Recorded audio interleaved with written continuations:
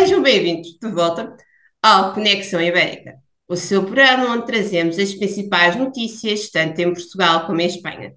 Como sempre, tem comigo o meu colega Pablo Gonzalez. Olá, Pablo, tudo bem? Todo bien. Então, quais é que são as notícias escolhidas? Bueno, pues en este inicio de año, ¿no?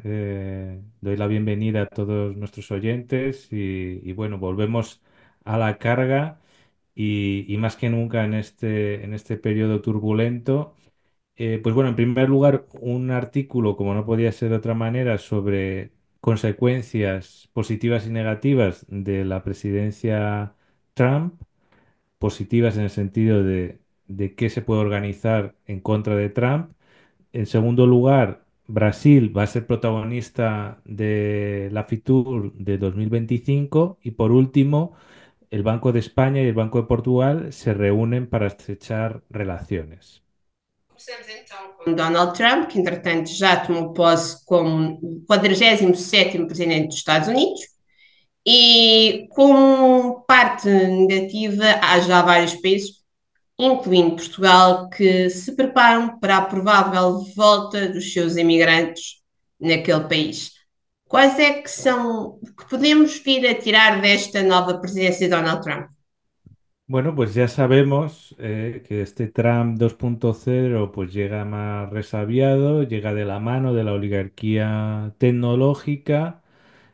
Incluso quiere hacer una nacionalización privada de TikTok y bueno, pues vuelven como potencia bruta, sin complejos, sin disfraces ni argumentos WOP y recuperando su poder más que de persuasión, de intimidación y haciendo negocios geopolíticos, es decir, siempre sacando algo a la contraparte, ¿no?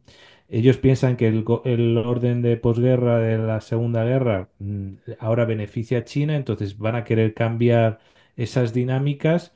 Es una mala noticia para los pequeños estados, es decir, que pintarán menos y bueno, pues yo creo que es buena noticia en el sentido de los que queremos crear alianzas en el mundo, agruparnos, unirnos, pues yo creo que es un buen momento.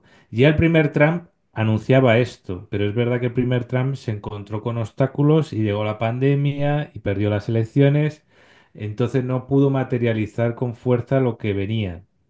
Después le adelantó Putin por otro lado, ¿no? Entonces ahora viene esa época que se preanunciaba con todas las consecuencias, ¿no? Entonces las expectativas que teníamos en el primer Trump probablemente se realicen en este segundo Trump, ¿no? Entonces, pues bueno, vamos a ver cómo, pues eso, el conflicto va a venir en gran medida por América Latina. Hemos visto cómo ha atacado a Panamá, a México. Se va a abrir varios frentes en ese nivel. Parece que va a venir con una doctrina Monroe eh, a calzón quitado, es decir, directamente anunciando y tomando lo que quiere para sus intereses. Y bueno, habrá que preguntarse si queremos crear un polo antagónico a esos mundos, ¿no? Especialmente los de Trump y los de Putin, de momento, ¿no? Entonces, pues bueno, yo creo que ahí en esa jugada realmente es la Europa, la Unión Europea y Brasil, más otros países que le sigan, los que podemos temporalmente tener una alianza y con apoyos puntuales con China. Después ya se verá más adelante cuál es el grado de amenaza de Trump, pero creo que tenemos que seguir avanzando. México será también una gran pregunta, que México siempre ha estado bastante subordinado a pesar de la retórica a los Estados Unidos. Veremos ahora si reacciona de alguna manera y cambia de estrategia. Hay algunos gestos que parecen que sí. Bueno, pues esto sí que a pesar de todos los pesares, pues habrá que ayudar a México, habrá que estar cercanos a Brasil y evidentemente la convergencia iberoamericana, tal y como vimos en la última cumbre, pasa necesariamente por Bruselas y por Brasilia.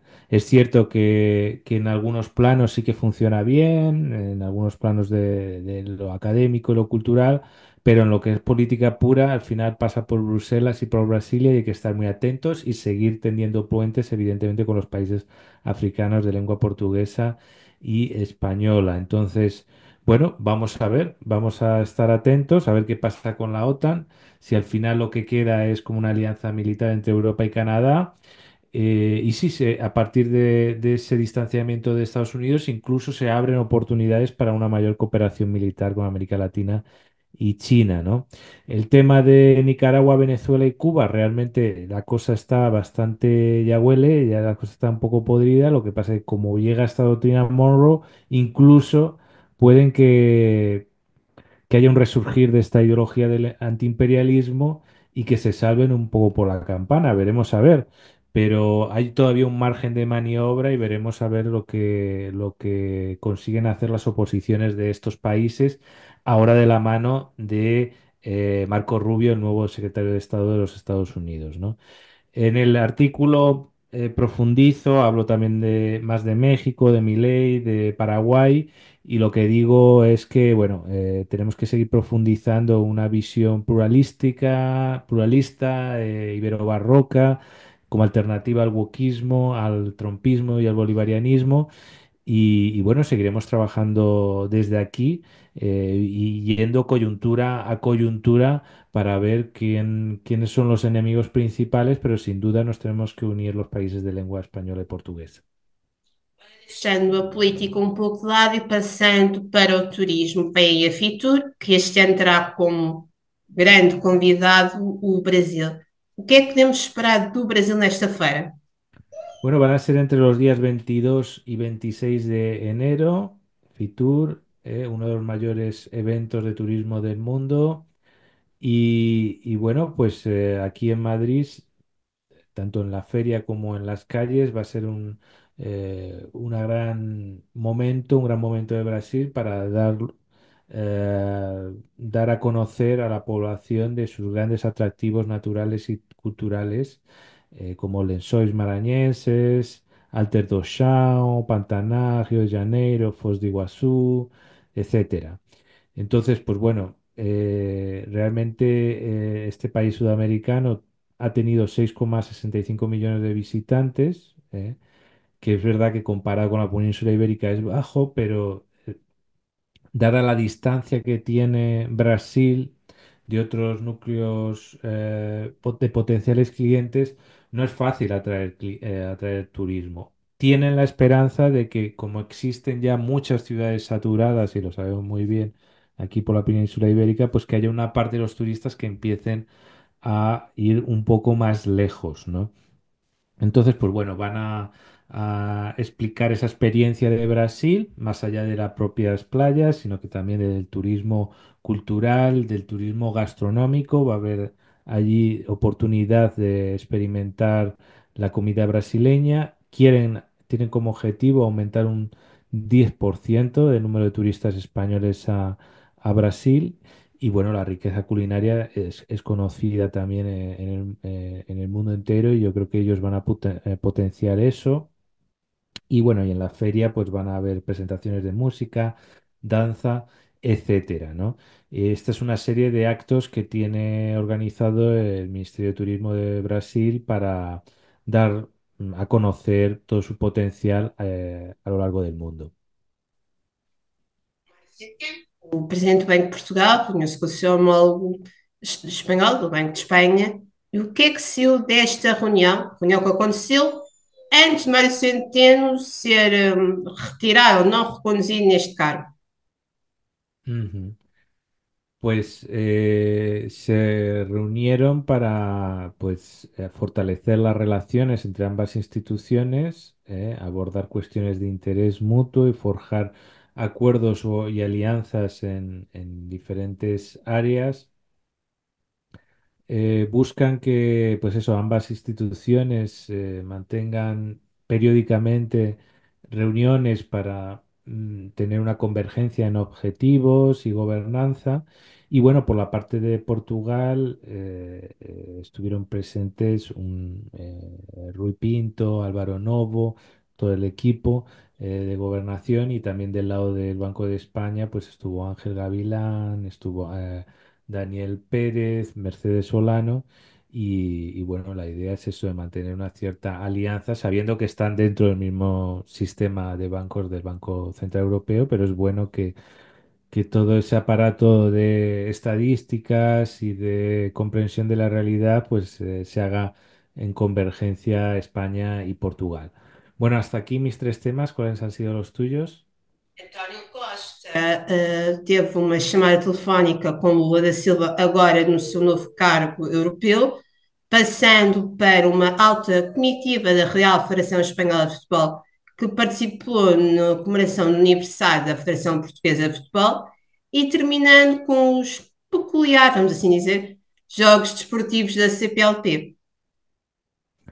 Bueno, pues por fin, ¿no? Antonio Costa ya ha empezado a hacer su política desde su nueva posición. Nosotros tenemos gran esperanza. Coméntanos, ha habido una llamada a Brasil, ¿no? Exatamente. Então, António Costa tomou cargo do seu novo cargo europeu no 1º de dezembro e desde então já se tem mexido um pouco aqui e acolá com visitas a Portugal, com chamadas a grandes líderes internacionais, incluído o seu amigo Lula da Silva.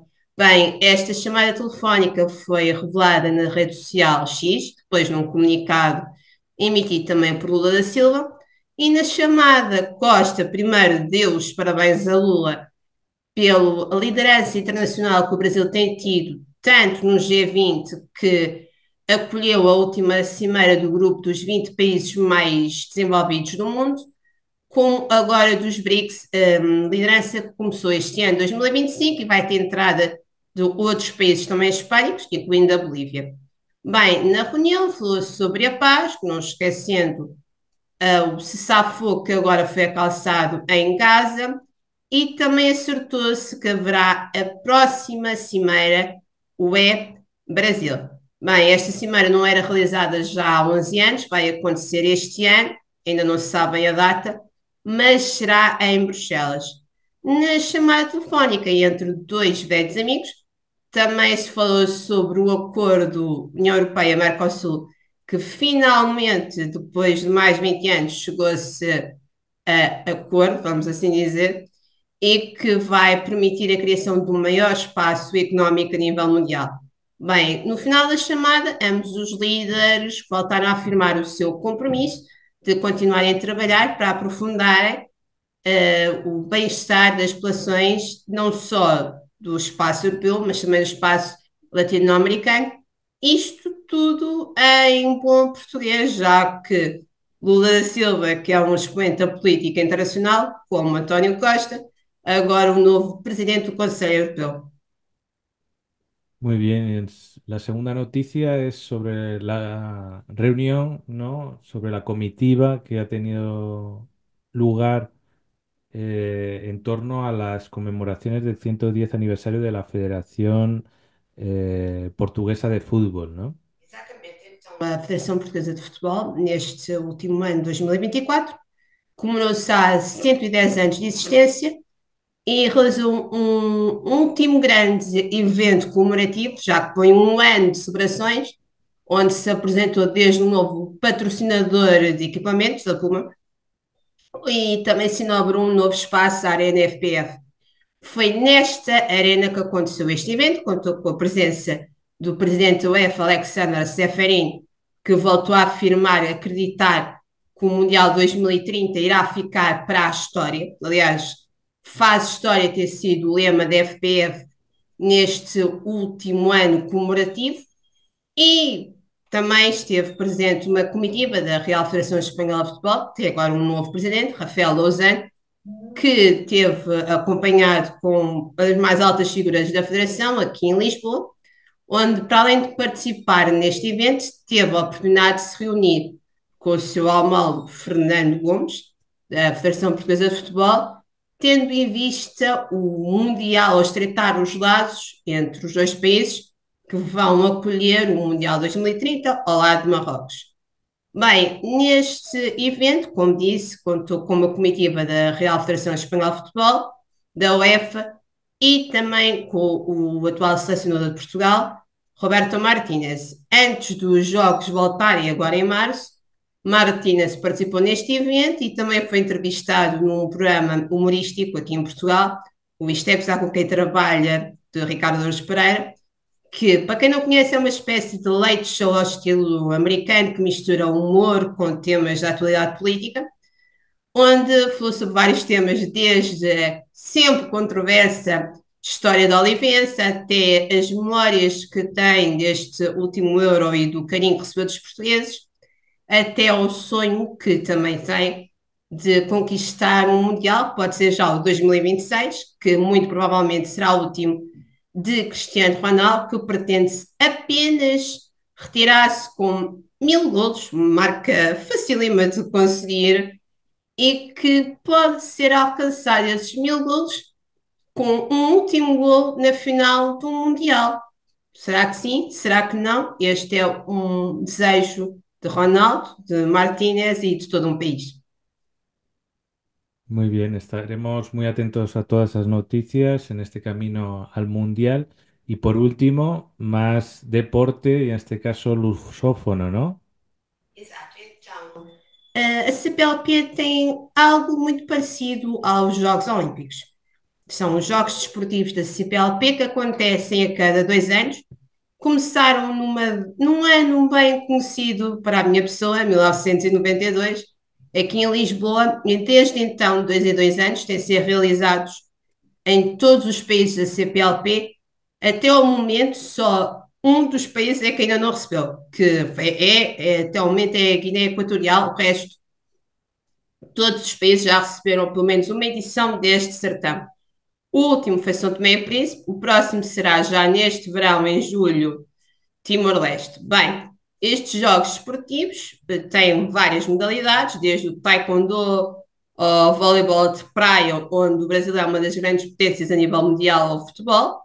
Bem, a inauguração vai acontecer no estádio de Dili, como disse, já está confirmada a participação de todas as comitivas dos países de língua portuguesa, e estes jogos, onde participam jovens atletas, vai ter algo interessante, que, ou seja, os 200 voluntários vão acompanhar as respectivas comitivas dos países, vão ser compostos também por jovens estudantes da língua portuguesa, que ao fazerem este trabalho, ou estarem em contacto estreito com a comitiva de Portugal, do Brasil ou de Angola, vão também conseguir melhorar as suas capacidades na língua de Camões. Bem, já se sabe a mascote desta competição, será o crocodilo, que é o símbolo nacional mesmo de Timor-Leste. Até estes jogos vão ser em julho, vão haver algumas obras aqui e acolá em algumas infraestruturas, incluindo o estádio municipal ou o campo de voleibol, mas a bem dizer, já está tudo preparado para receber os atletas dos países da CPLP, que nos jogos que já vão com mais de 30 anos de história, têm como os países no ranking do medalheiro, as principais comitivas são mesmo Portugal, o Brasil e Angola, que são os 3 países mais medalhados da história desta competição, que une a CPLP toda em volta do espírito de desporto. Muy bien, pues estaremos atentos a estos juegos que siempre son un ejemplo de ir estrechando relaciones entre países hermanos. Muy bien, muchas gracias, Andrea. Este ha sido el repaso semanal de las principales noticias de España y Portugal en español y portugués. Ya sabéis dónde encontrarnos, en YouTube, en redes sociales. Nos vemos la próxima semana. Un abrazo a todos. Yes.